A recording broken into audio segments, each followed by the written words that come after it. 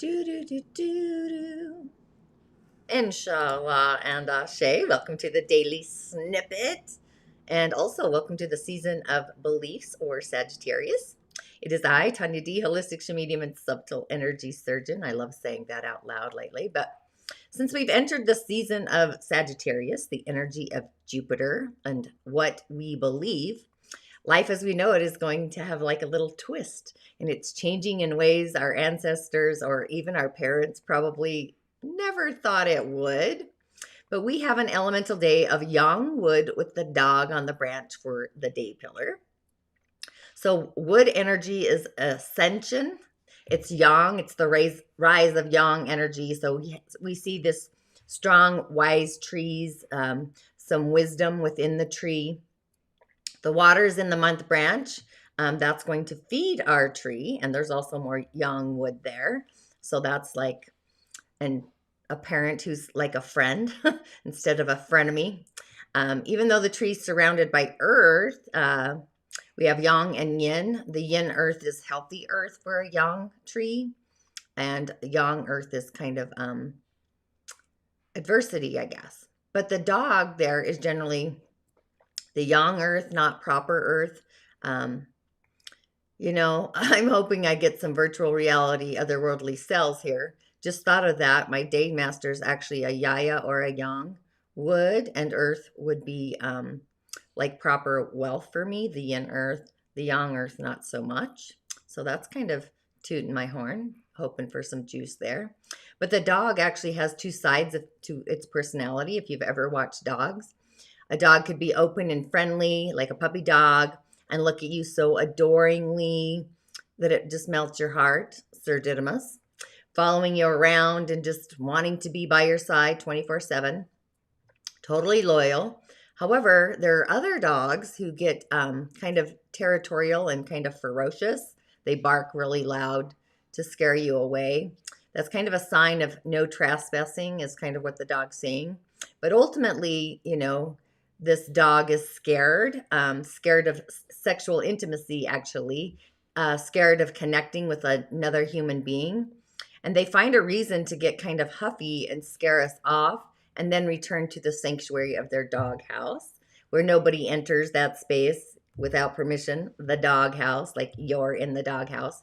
So the energy of the dog can be so afraid and scared of intimacy that they actually withdraw behind a facade of like moralistic righteousness and finding anything erotic or intimate or sexual actually as dirty. So it's kind of like the myth of Psyche and Eros.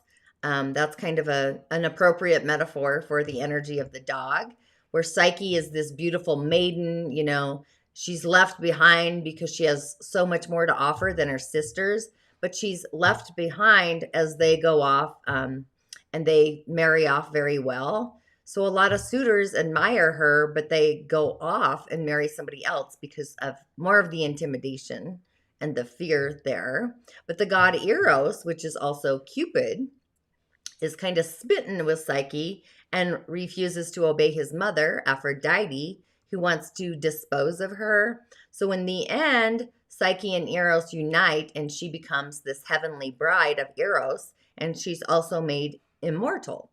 So too, you know, does the mind, Psyche, have to merge with the emotions, Eros, and become one to truly open and be intimate, which is actually the quest of the dog. I am intimate is like a mantra for a person with the dog on the day, month, or the year. And the dog is in season for Aquarius energy, which I should have said that about Scorpio as well, which is also curious. But because we have Jupiter, the ruler of Sagittarius, in Aquarius, so we can kind of see where this tread line is going. Naturally, kind of, but the dog energy pushes people away instead of attracting them. And that's often because it's not ever even realized, the frequency. So, you know, do you have any dogs in your life with the year, the month, or the day? I've had a couple that I can think of randomly and off the top of my head, and it kind of makes sense, the energy of the dog. But at the hour of the rat, we're actually going to have a water frame, so that could bring some good conditions for the day ahead of us. I think wood as an element of nature, doing nature or natural things. So an aggressive wood tree chopper versus an arborist that trims and shapes the branches, those are two different frequencies of working with the energy of nature and wood. Usually the aggressive is like the corporation, the developer that just tears down the forest without taking in any consideration for nature, the animals and whatnot, the rivers, the streams, all of nature. Where an arborist is out for the best possible outcome, kind of doing the surgery, the pruning, the trimming, clipping of the nails, right? To maintain that energy and the vitality for those trees and also for nature. So it's different energies. However, it's the same element. That's kind of what happened in my village. They didn't really take into consideration the trees. They just were hacking them all down.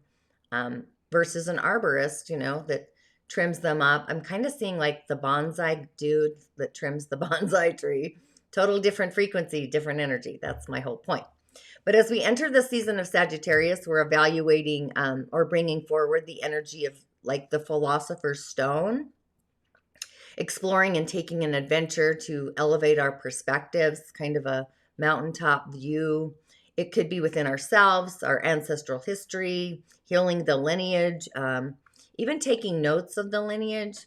So it's really time to really go inward and see if you can actually make sense of the world or life itself. You know, what's the meaning behind this year's experience? That's what I've been calling everything lately, is the experience started.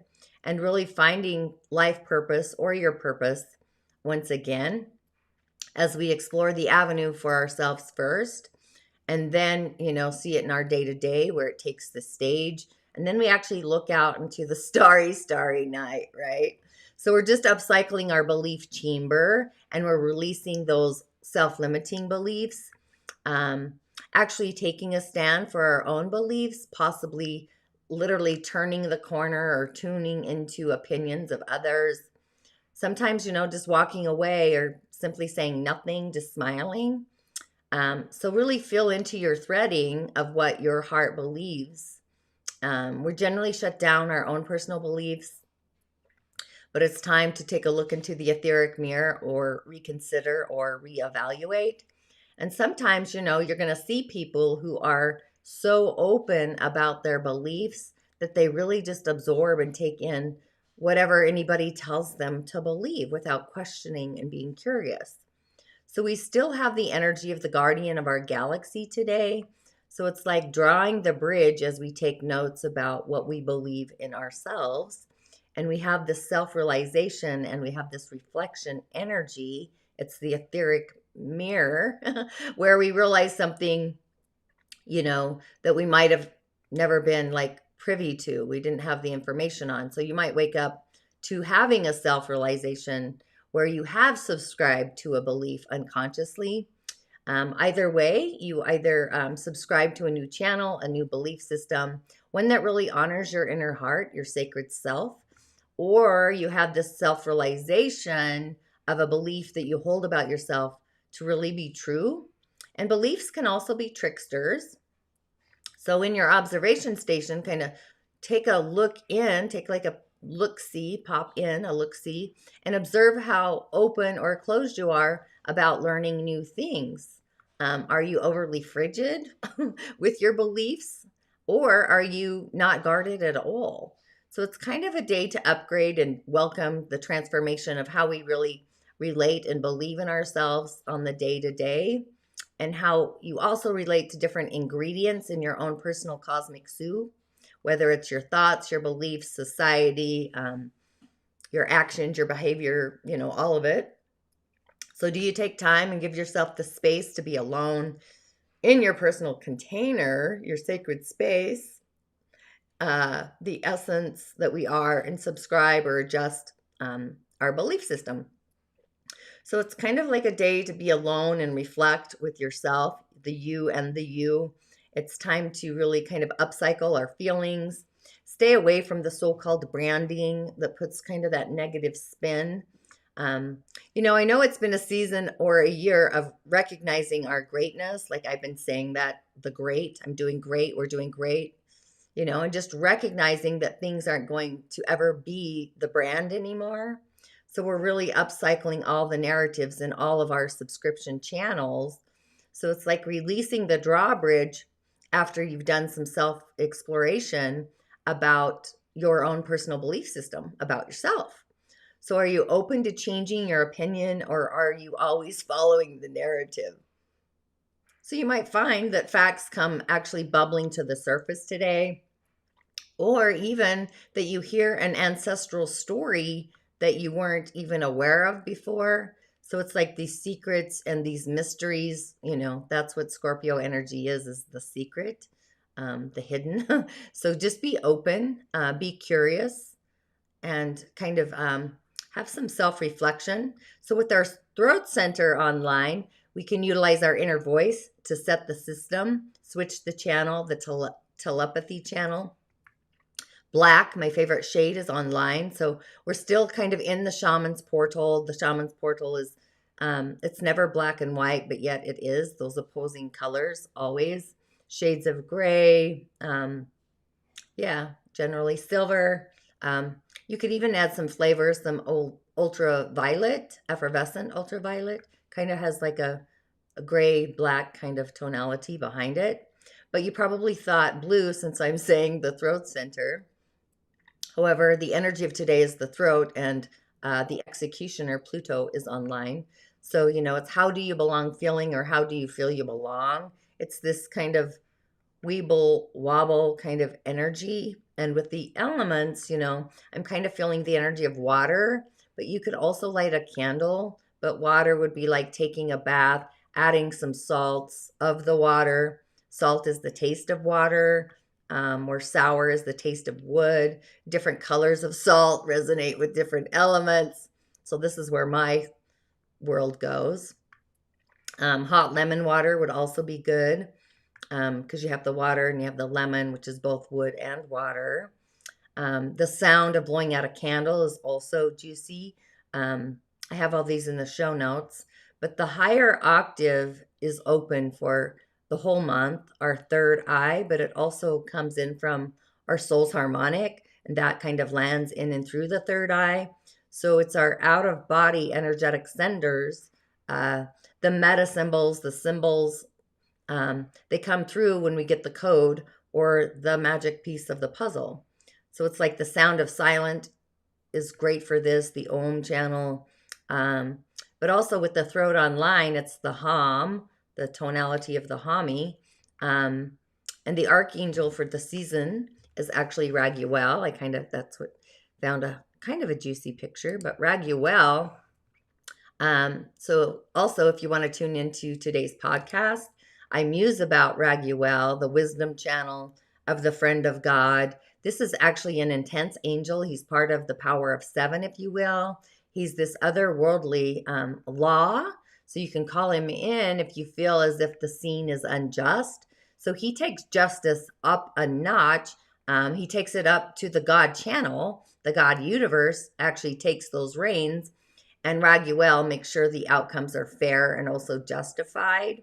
So if you're not being the benevolent being and you're created chaos in the world, this otherworldly angelic being might just create your own unjust cause. So you get the memo. It's kind of like the wheel of the divine, two sides of the coin, where we get a yes. However, we often aren't aware of the truth. We only see what the media wants us to see. That's why I prefer to feel into the narrative, not take the media as the voice of the universe, the galactic, right? So this is where balance gets restored. So I see this archangel is going to have some very full hands to balance the powers. Keep pouring love in that chalice. And I sense we're actually in for a ride for our earthly lives. We're in these very interesting times. But Archangel Raguel, he's kind of clairsentience. clairsentience means the ability to intuit information through clear feeling. So it's the psychic gift that most people don't even realize that they have. And I'm not too surprised. This energy, it's this feeling frequency. But Raguel kind of, he's this merciful, compassionate, loving, angelic being that assists us with both of our mental and emotional needs for justice, fairness, even vengeance, and sometimes redemption.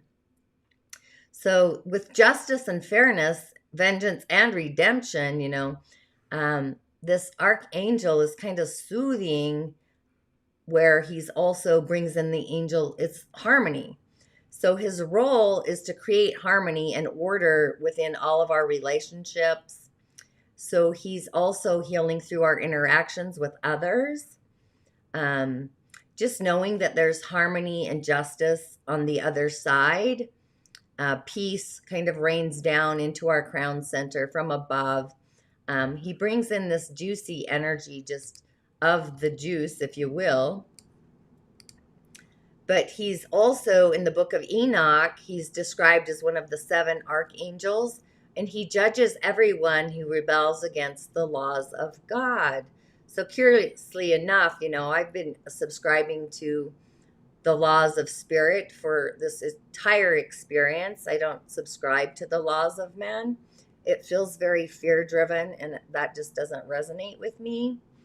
But he's also one of the angels who separates the souls who've been faithful from those who haven't, at least in the Bible. That's the message.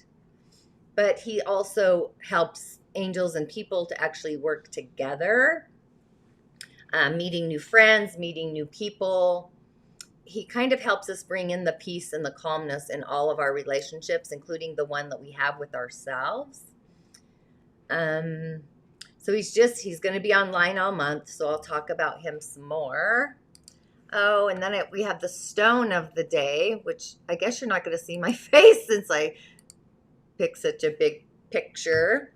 But the stone of the day, I chose turquoise. It's the shimmering ocean stone. It's all sweet flowing water energy. It's just ever ready to balance out the fire element of really the star Sagittarius. It brings the soothing touch and deep healing. It helps to balance out our emotions, open up our throat center. So it's this clear-hearted communication that can actually flow through us.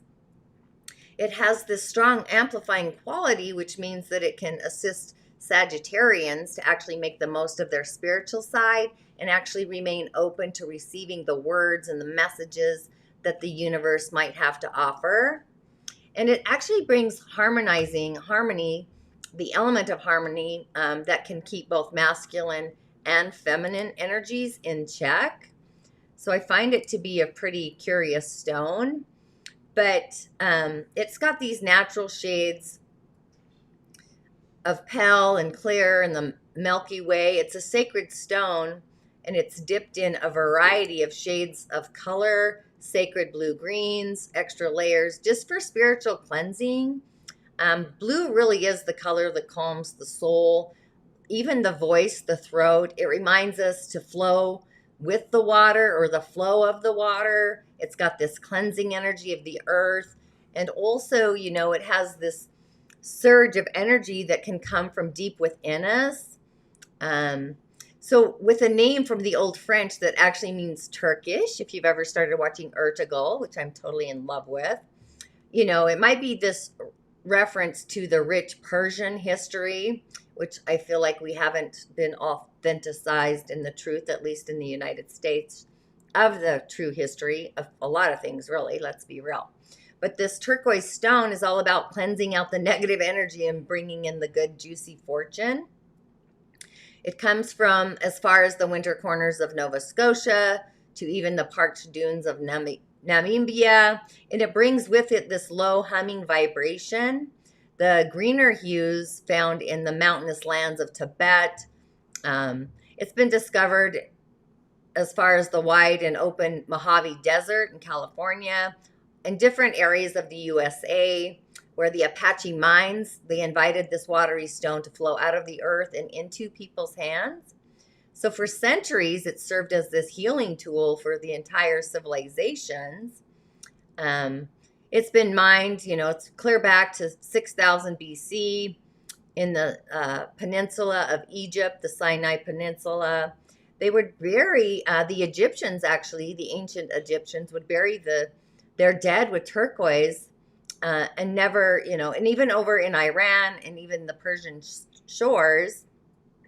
So this stone just has been known to have this great spiritual value. It's like the spiritual acumen. Even in Mexico, the Aztecs even saw something special in turquoise. And they often used it when like handcrafting the masks they wore. But in our modern world, our everyday world, turquoise is also synonymous with Native American culture. The Navajos, the Zunis, they created these amazing, beautiful amulets and talismans, pendants, rings, bracelets, even buckles with this stone. So there's a lot of benefits for everyone who love and wear turquoise. It just feels really at home. It entices us to let our true voice flow. It brings good luck. It heals old wounds. It even weaves this more life-affirming fortune into your world. But being that it's a throat center stone, turquoise helps to heal all issues in that area. So if you have a sore throat, respiratory issues, allergies, migraines, other physical ailments that really run through the ears, the nose, the throat, the lungs, all things related through the throat center, turquoise can also assist there. So it's also deeply connected to the breath, and it brings the soothing, cool water, this essence. So it can help with our breath and our lungs find a deeper flow or a meaning through everything from our bronchial issues to panic attacks. It works on all of those. It's also a strengthening stone. It's full of anti-inflammatory properties. It can help with rheumatism and other issues. And it's a stone. It's all about supporting our upper immune system, helping us to soak in those nutrients, clearing acidic anxiety out to solve those mood swings, rebalances our physical body and also our soul so that we feel fresh and cleansed and clear-headed. Sometimes in this cosmic muddy world, or this world of cosmic mud. But it's also, it's a healing stone for emotional and mental health, where it shimmers and shines the most. So this energy that it brings, this healing energy, is all about serenity and peace, and just like stepping out into the cool hues of calm waters out on a hot day, those oceanic waters. So if you are feeling just burned out, like your spirit is being weighed down, the stone really knows how to effectively heal those life traps. So we can shake free and step into our own space rather than trying to cram all of our feeling into one little tight box. So it's this soft and gentle truth seeker, and it invites us to plunge beneath the surface to figure out what's working for us and also what isn't. So there's no need to really feel overwhelmed, because it doesn't do this in a pushy way, but it eases us in by giving us the courage and the strength and the calmness of our mind. It's also a stone of communication, both with ourselves and also with others. So if we are aligned with our vital tools of communication and we feel like we're being heard, this really lays space for compassion to grow. And if, compassion radiates and ebbs outwards, but it also turns inwards. So sometimes our inner critic is given way too much space, right? The voice inside our mind can really tear us down. But the idea here is with this stone is that we pass without the threat of our own personal judgment. But, turquoise itself is kind of a tonic for the spirit. It really works closely just with our throat center, which really is the core of our communication and feeling heard, both of which, they add to the sense of our own personal self-worth. So if our throat center is blocked, that can lead to a variety of problems, both within the way we speak to ourselves and how we communicate and vibrate out into the world. So if you're struggling to open up your voice, your throat center, you might have trouble being heard and valued. You might find it tricky to keep your boundaries clear. And you might even feel like people pleasing is really what's holding you in place. Because the stone connects us to our throat center, it's inviting us to be in the flow, and it's bringing about our truths bubbling to the surface. So if you're looking to really leap higher, this stone will be that hand. It'll lend a hand out to you. And it's also been known to actually crack open our minds and to aid in our spiritual transformation, no matter what stage that we find ourselves in our life journey. So this stone actually goes with the energy of today. It's quite frequencing and filling to it. But the cards of the day, I actually pulled two the first time. But the first one I pulled, obviously, is the hummingbird. I pulled two because they stuck together. But the hummingbird was on top.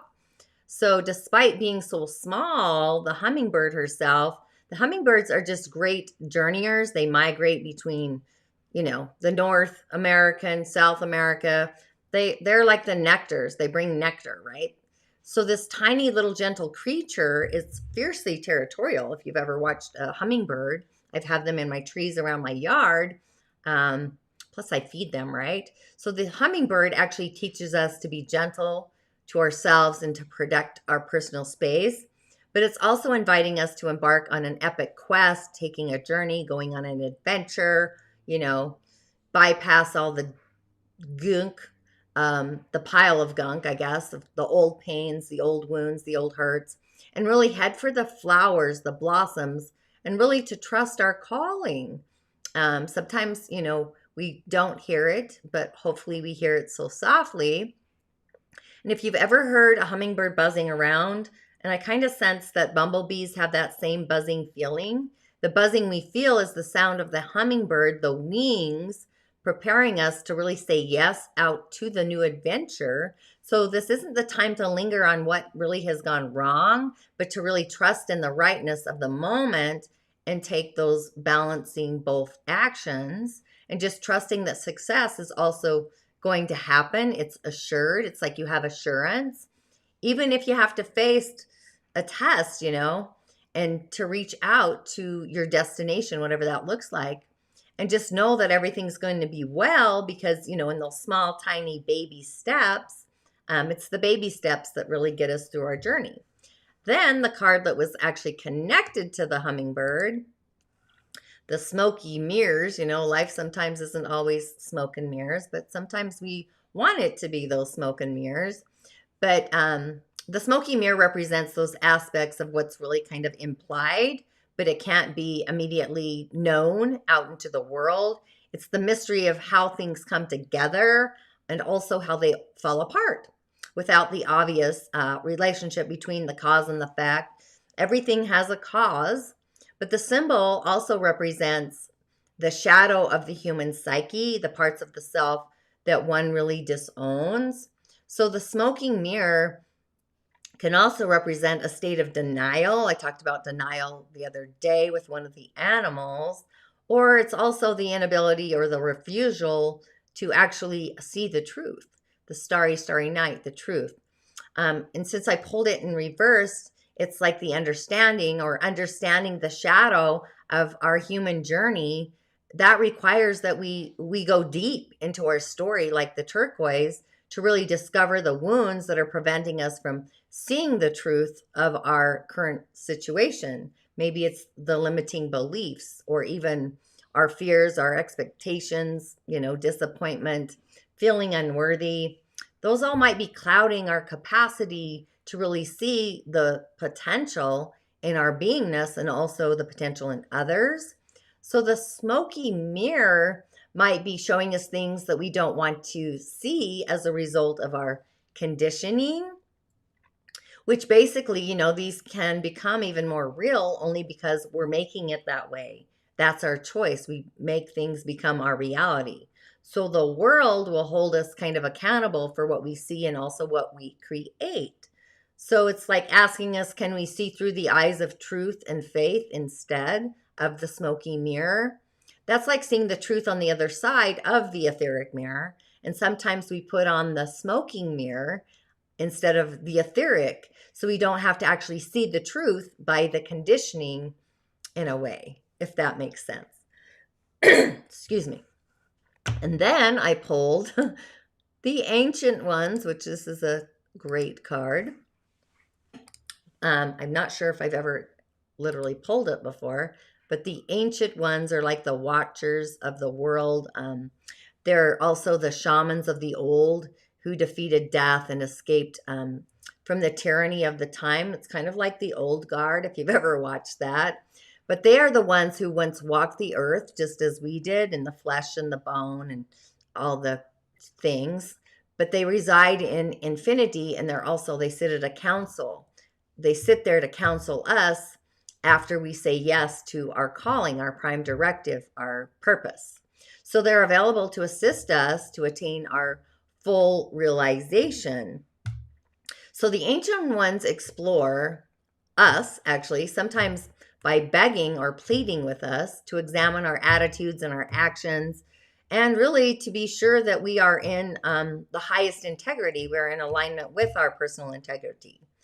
You know, not forgiving an ancestor or yourself is really limiting and keeping us from the freedom that we ultimately seek. So you have to kind of remember that this sometimes is no longer our karma, and that we can break the chains that really at some time bound us to the family drama, or any kind of drama really, and really to free ourselves of any generational curses, healing those wounds, and forgiving the ones that you need so you can release and honor your biological ancestors, even the unseen ones, right? By lighting a candle to them this evening or during the day. I actually have a candle burning 24/7, so we all know what that's like, or maybe we don't, but I'm going to start making candles actually because I burn so many. And then the next card I pulled is the Circle, which, you know, this is kind of the circle of life. It's the interconnectedness. It's a sense of a continuum. It's unity, unification. It's kind of a reminder that we really are all a part of the oneness field, the source, the dancers. You know, I see the realms of the fairies, the fairy dancers. This unified conscious field, or a continuous circle, a spiral even. It's this reminder of the cycles of life, the cycles of nature, the evolving self, the ever-changing self with those cycles, and also knowing that we're always connected, humans, and that we're also always connected to spirit, nature, the cosmos, the animals, all of it, right? So it's all intertwined, it's all connected. But when this card, you know, what it's saying is that our medicine, we're meant to come to an understanding of the importance of letting go and the decay, you know, the importance of dying of an old form and being born new. That's kind of the energy of Sagittarius as well, the dying of a belief system and birthing a new one. So if you're faced with a challenge of loss or disappointment, you know, sometimes we have to realize that the circle of life, nothing's ever wasted. It's always reborn. Even nature, you know, releasing the leaves. It's like this cycle. Love will seek itself again. Prosperity will come in a new form or a way, an opportunity. And spirit always waits for us to find our place in the dance of life once again. So it gives me this feeling that we need to look through the illusion, the smoky mirror, especially since we are at the beginning of what we believe to be true. You know, what does my heart believe to be true about myself? And the smoke and mirrors, you know, maybe take the hummingbird energy, connect with the ancient ones, and continue opening up the circle of life to really subscribe to the heavenly realm, the belief channel, knowing that spiritual justice is also going to be served with the Archangel Raguel. We're holding the faith, staying in harmony, believe, right? Believe in the will of the greater universe. And an affirmation for the energy of today would be like, I affirm that I am in my sacred sphere, the power pathway of nature and the greater spirit. And really just be in the center of your heart, your own palace. Take a breath for peace and kind of give space to that. And also a breath for calmness or serenity and give space to that as well. And just upcycling our belief system. So that's like what you're seeing isn't going with what you are hearing. There's a snag in the line, and we can open up to our unlimited potential and unsnag the line, right? So that's kind of the energy of today. With all of that, InShalla, Ashe, and I will see you on the other side. Make it magical.